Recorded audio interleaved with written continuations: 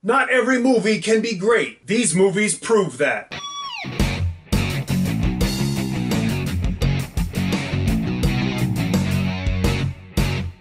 Hi, welcome to the Silver Spleen's Disappointing Movies of 2018. These are movies I wished had been better. They're not in any specific order of disappointment, so why don't we just dive right in? Donnie Yen's Big Brother was a film with an interesting topic: Hong Kong's dysfunctional education system. I gave Donnie Yen credit for taking on this topic, and for making a movie that took some chances, both implicitly and explicitly. I didn't mention it in my review, but I did notice more than a few clumsy nods to Chinese nationalism, which is odd considering that concept is antithetical in many ways to the very things that Donnie Yen's character talks about as being important for his students. The fights were silly, too, and made no sense, narratively speaking, and weren't really that interesting to watch visually. But speaking of being silly and wasting resources, The Golden Job, aka Not Young or Dangerous Anymore, starts with the most brown-nosing thank you I've ever seen, and just keeps getting worse. My review explains my reasoning in detail, but suffice it to say that this movie could have and should have been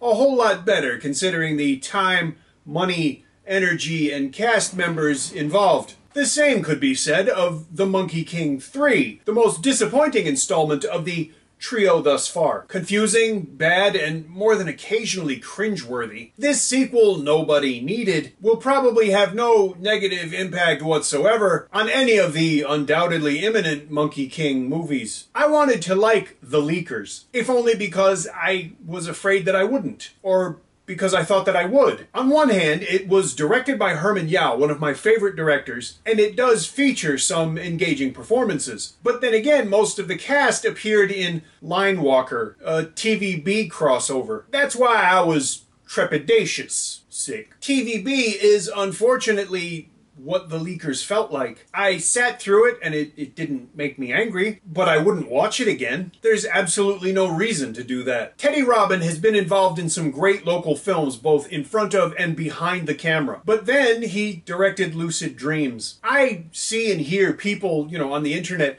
bemoaning the fact that Hong Kong doesn't make movies like they used to anymore. Well, Lucid Dreams feels like it got defrosted right out of 1986, and it's the best argument for why they don't make movies like this anymore. The cast struggles gamely, and it is entertaining in places, but this movie just really, it made me squirm. I didn't get angry, I just felt bad for Teddy Robin. I don't know what went wrong, but I know that a lot went wrong, which really could also be said of The Trough. I enjoyed Nick Chung's first two directorial efforts, but The Trough is a great example of what happens when a person becomes too sure of themselves. This movie is confoundingly bad, and I get the impression that a documentary about its making would be a hell of a lot more interesting and fun to watch. It's gonna be a long time before anybody lets Nick Chung sit in a director's chair again, and that's unfortunate. But with The Trough, he's